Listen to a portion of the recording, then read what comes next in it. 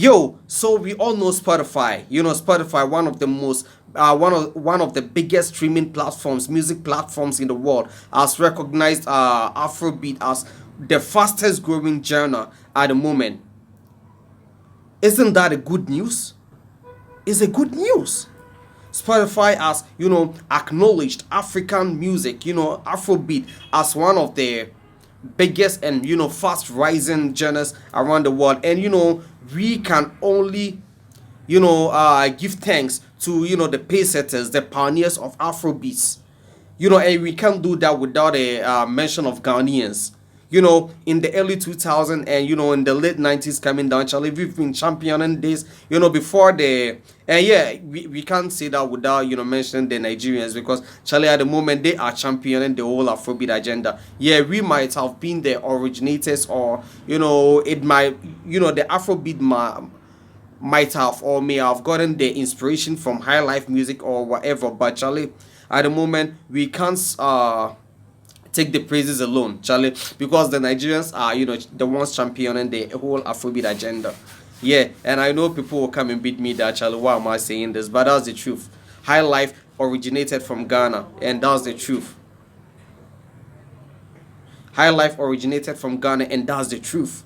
Yeah, so Afrobeat has been recognized as a genre, and I want you to join me. Let's go listen to this audio that I made as I was reading the as I was reading from MSN. Yeah, Charlie, let's go listen to it.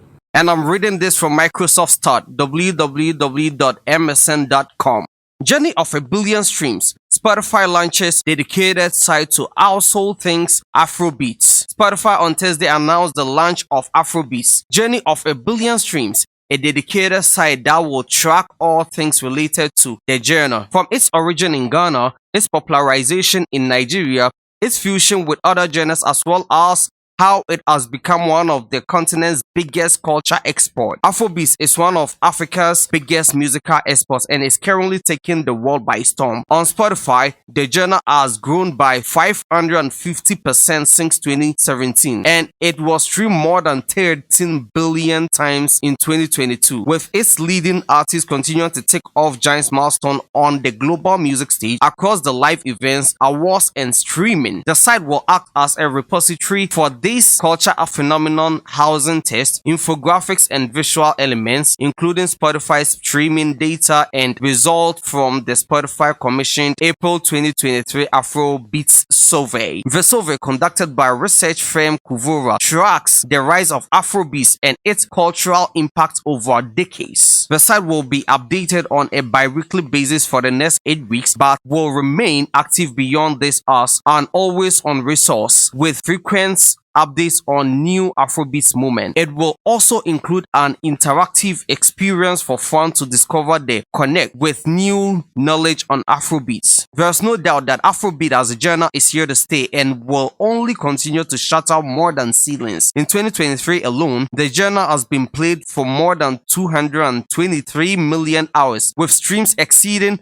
7.1 billion on Spotify. We created the site for both new and long-time fans of this genre who would like to have a better understanding of how and where this explosion sound came to be, says Jocelyn Muhutu Remy, Spotify's managing director for Sub-Saharan Africa. Afrobeats Journey of a Billion Streams will have 5 key pillars. Origin, which explores the genre that will act as a precursor of Afrobeats as we know it, including Afrobeats, High Life, and Juju, among others. The second pillar will be evolution, and which industry players contributed to the current Afrobeat sound that the whole world cannot seem to get enough of. The fusion of Afrobeats with genres such as reggaeton, amapiano, and other, and their impacts on Afrobeats success story will be the third pillar. Cultural exploitation, especially to countries outside Africa, and Afrobeats' role in this through music, food, language, and fashion lenses will be the fourth pillar. The fifth pillar will focus on the women of Afrobeats, shedding light on some of the key female figures whose contribution to the industry propelled the genre to its current status in global sensation. The site will include key Afrobeat timelines over the years, interesting Spotify data later excerpts from interviews with industry experts, a man of treats video from key markets in sub-Sahara Africa, provided by Syndicate Media Inc.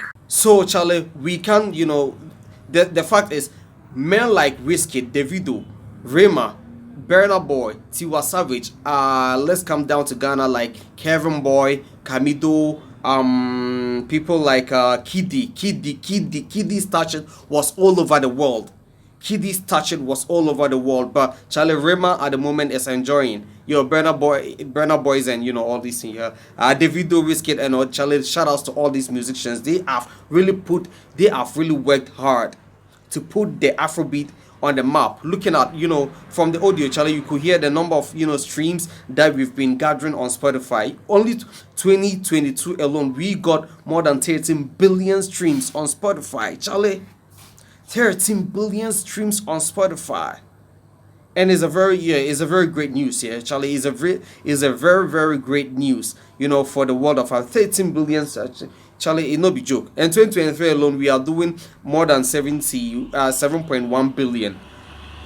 We are doing more than 7. So if things are going to go the same way, I think by the end of this year we will be able to make more than 14 billion, which is not bad. Which is really great, Charlie. Which is really great.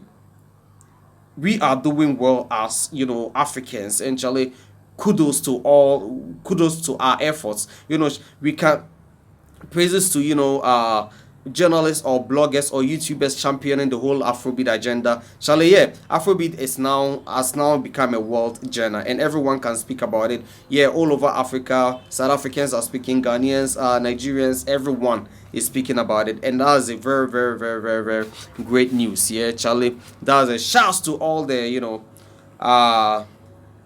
shouts to all the contributors. Fuse ODG to Baba, yeah, Fuse ODG to Baba, yeah, the Banjes, and I would say the Banj was one of the first, and Don Jazzy, yeah, the Banj More Hits, yeah, More Hits Records were one of the first record label to have a deep collabo with the Americans. They were the first to make Kanye West and Jay-Z.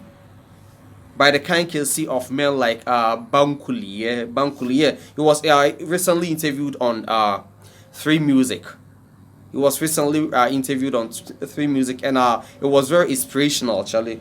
It was very inspirational. Yeah. And yeah, that's what's going on in the world of Afrobeat. And Charlie, yeah, there's another good news here. Amaarae is really doing well with her album. Yeah, Charlie, she is really promoting the album. Yeah, and I think Ghanaian, we are not trumpeting a effort. Ghanaians, we are not, cause Charlie, yesterday she had the opportunity to perform on one of the biggest music channels on YouTube. I've forgotten the name. Let me check. I've forgotten the name. Oh yeah, what's the name? Yeah, NPR, Tiny Desk Concert. NPR. NPR Music is the name of the channel. NPR Music. They have about $7.92 million. Hey. Yeah, they have about 7.92 million subscribers. Yeah, Charlie, they are very influential. The channel is an influential channel, and the show is called Tiny Desk. It's actually the segment was created to celebrate black music.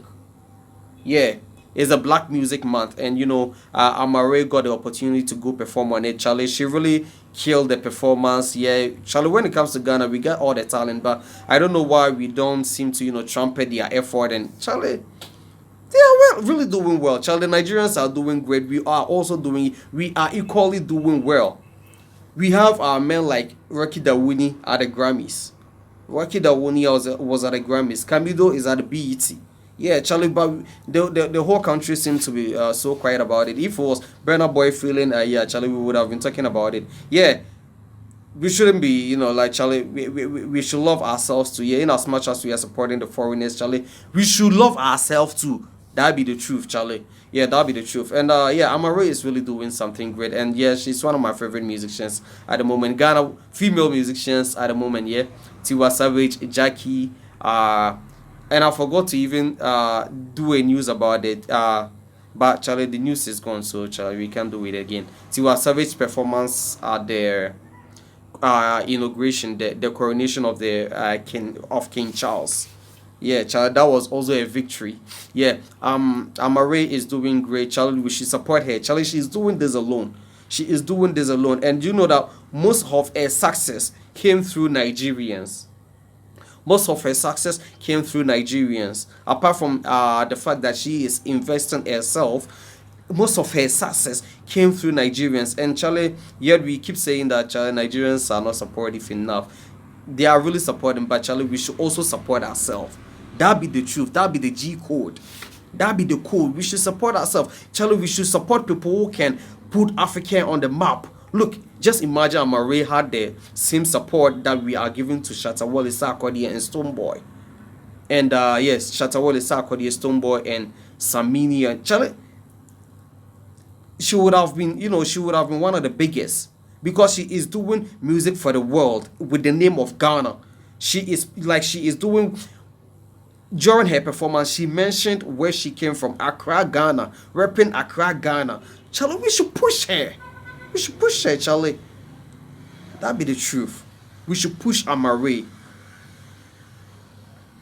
Charlie, I want you to subscribe to this channel, like, comment, and always stay connected. My name is Jimmy Ruff, and I'll be back with more fun time.